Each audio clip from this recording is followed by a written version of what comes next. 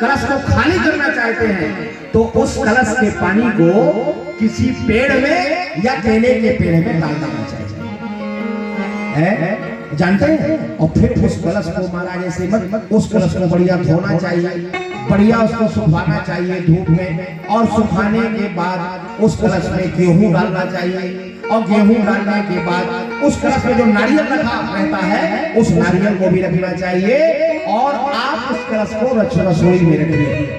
रसोई में आपके घर में कभी वास्तु दोष नहीं लगेगा, आपके घर में कभी भूत प्रेत का आगमन नहीं होगा अगर इस विधि विधान से उस कलश की स्थापना आपने कर दिया। और जब कभी दोबारा मौका आपको लगे कलश लेने का तो उसी कलश का इस्तेमाल करना चाहिए।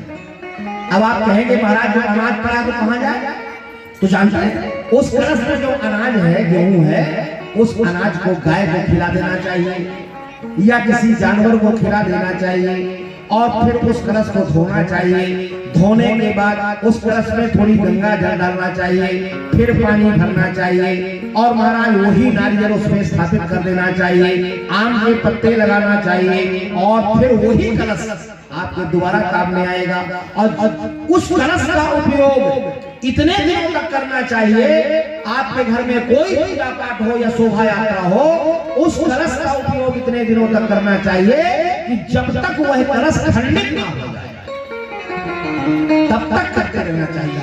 और जब वह कलश उपयोग में आ जाए तो फिर से उसका विधान है कि फिर से जल छोड़िए, फिर से उसको सुखाइए, फिर से उसको अनाज डालिए और अपने रसोई में रख दीजिए। कलश का इस तरह से उपयोग करना जिस दिन आप लोग सीख जाओगे मेरी माता बहनों, उस दिन आपके घर में धन की वर्षा होने लग जाएगी, लक्ष्मी की वर्षा होने लग जाएगी। जिस दिन कलश का आपने और उपयोग करना सीख लिया। क्यों कि जो कलश आपके मस्तक में रहता है वो साधारण कलश नहीं है ना, वो कलश समुद्र से निकला है। वो कलश जो आपके मस्तक में रहता है, वो कलश जिसको आप शोभा यात्रा में ले जाती हैं, वो कलश जिसको आप यज्ञ की यात्रा में ले जाती हैं, वो कलश जो आपके घर के पूजन में उपयोग किया जाता है, वो कलश जिसको आप मंगल कलश कहते हैं, वो कलश साधारण कलश नहीं है। वो कलश महाराज सागर से निकला है, समुद्र से निकला है। देव और दानवों ने जब समुद्र का मंथन किया है तो 16 रत्नों में से एक रत्न कलश भी निकला है, कलश भी निकला है। और उस कलश को कोई साधारण आदमी नहीं, उस कलश को स्वयं भगवान स्वरूप धन्वंतरी महाराज, और उस कलश में सारी औषधि डाल के, बीमारियों की सारी दवा उस कलश में डाल के, और हम आप देवताओं को महाराज अर्पित है। उस कलश में तो सारी बीमारियों की दवा रहती है, उस कलश में सारी बीमारियों की औषधि रहती है महाराज। वो जल जो उस कलश में रहता है सारी बीमारियों की औषधि है ना। इसलिए ये कलश सामान्य नहीं है जिस कलश को आप लोग उठा के चलते हैं। बड़ी महिमा है उस कलश की, बड़ी महिमा है। इसी तरह माला की महिमा है, फूल की महिमा है। व्यासपीठ से आपको जो माला दिया जाता है, फूल दिया जाता है, उसकी भी इसी तरह महिमा है। व्यासपीठ से जो आपको राधे राधे बुलवाया जाता है उसकी महिमा है। व्यासपीठ से जो आपसे ताली बजवाई जाती है उसकी भी महिमा है। व्यासपीठ से आपसे लोग कीर्तन करवाई जाती है उसकी भी महिमा है। एक एक महिमा है। और इसीलिए मैं कहता हूँ कि ये सब सत्संग से सुनने को मिलेगा कि हमें कथा किस मुद्रा में सुननी चाहिए, हमें भगवान का भजन किस मुद्रा में करना चाहिए, हमें भगवान की उपासना किस विधि से करनी चाहिए, किस विधि से बेलपत्र मैंने कल चर्चा किया था, बेलपत्र किस विधि से चढ़ाना चाहिए, फूल किस विधि से चढ़ाना चाहिए, भोग किस विधि से लगाना चाहिए, जल किस विधि से चढ़ाना चाहिए, आरती किस विधि से उतारनी चाहिए। हमें जब पूजा की विधि ही नहीं मालूम है तो भैया हमारी पूजा भगवान कैसे स्वीकारेंगे? तो पहले पूजा की विधि मालूम हो तब हमारे द्वारा विधिवत पूजा हो सकेगी, और विधिवत पूजा को ही भगवान स्वीकारते हैं। तो ये सब कहाँ आपको मिलेगा, ये कहाँ सीखने को मिलेगा? भगवान के पूजन की विधि ये कहाँ सीखने को मिलेगी आपको? सत्संग में मिलेगी महाराज, कथा में मिलेगी महाराज, इसलिए तो कथा सुनना बहुत जरूरी है, क्योंकि कथा सुनने से आदमी का जीवन बदल जाता है। कथा आदमी का जीवन बदल देती है महाराज, और कथा आदमी को देवता बना देती है महाराज। कथा आदमी को देवत्व प्रदान कर देती है, कथा व्यक्ति को स्वर्ग प्रदान कर देती है, कथा व्यक्ति को भगवान का पद प्रदान कर देती है। इसलिए कथा भगवान से प्रेम करा देती है, कथा भगवान का सामीप्य प्रदान करवा देती है। ये कथा की महिमा है। इसलिए मेरी माता बहनों, मेरे भाइयों, इस दुनिया में अगर आए हो तो 1000 काम, लाख काम छोड़ के और भगवान की कथा जरूर पढ़ना, भगवान की कथा जरूर सुनना, भगवान का भजन जरूर करना। अगर इस मनुष्य देही को सार्थक और सफल बनाना चाहते हैं तो करना है ना। जहां भी हो, जिस मोहल्ले में हो, जिस गांव में हो, जिस नगर में हो, आपके पहुंच के अंदर अगर है तो वहां कथा सुनने जरूर जाना, क्योंकि वहां जाने से कोई आपको हानि नहीं होगी, लाभ ही लाभ है ना।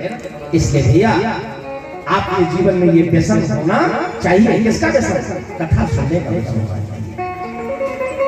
बोलो राधे राधे, जोर से बोलिए राधे राधे, और जोर से बोलिए।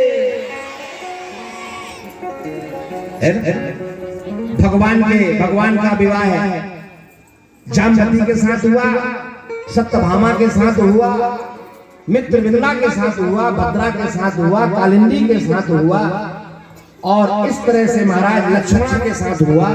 इस तरह से भगवान के 8 विवाह 8 पटरानियों के साथ हुए, और भगवान के 16,100 विवाह और हुए।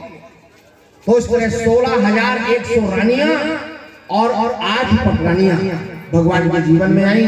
भगवान का परिवार बड़ा लंबा हुआ, 56 करोड़ भगवान का परिवार हुआ, 56 करोड़ यदुवंशी हुए, और 56 करोड़ यदुवंशियों के बीच में भगवान का निवास रहने लगा। और अब भगवान की एक बड़ी सुंदर कथा में हम प्रवेश करेंगे, और जिस कथा का नाम है, जिस कथा को कथा नहीं बल्कि महाराज चरित्र कहते हैं, वो कथा नहीं है, चरित्र है, और वो चरित्र है सुदामा जी है। लोग बोलते हैं कि भैया कहाँ जा रहे हो? बोले आज भागवत की कथा सुनने जा रहे हैं। बोले किसकी कथा? बोले आज भागवत में सुदामा चरित्र है, सुदामा जी की कथा सुनाई। आज भागवत जी में सुदामा चरित्र है। तो सुदामा भागवत के कोई पात्र नहीं है, सुदामा भागवत के चरित्र है महाराज। क्या है? चरित्र है। अच्छा, अब आपसे पूछें कि आप लोग चित्र की पूजा करती हो या चरित्र की पूजा करती हो? बताओ। तो क्या बताओगी आप लोग? आप लोग ये कहोगी कि महाराज जी हम चित्र की पूजा नहीं करते, हम तो चरित्र की पूजा करते हैं। यही करते हैं, चरित्र की पूजा। अरे राम जी की पूजा हम क्यों करते हैं? राम जी की पूजा हम इसलिए करते हैं कि राम जी का चरित्र बहुत अच्छा था। जहां तक बात सुंदरता की है, तो रावण तो राम से ज्यादा सुंदर है कि रावण का चित्र तो राम जी के चित्र से ज्यादा बड़ा था हमारा, क्योंकि हमारे राम जी के एक मुंह और रावण के 10 है। तो अगर हम चित्र की पूजा करते तो हमें रावण की पूजा करनी चाहिए थी, राम की नहीं।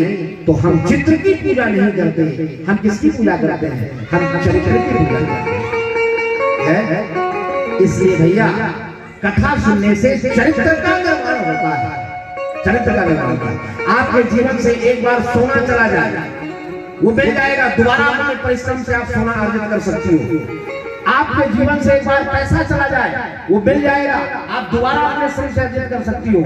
आपके जीवन से एक बार मकान, दुकान, व्यापार सब चला जाए, पर अपने परिश्रम से पुनः आप अपनी दुकान खड़ी कर सकते हैं। लेकिन अगर आपके जीवन से एक बार चरित्र चला जाएगा तो वो दोबारा वापस होने वाला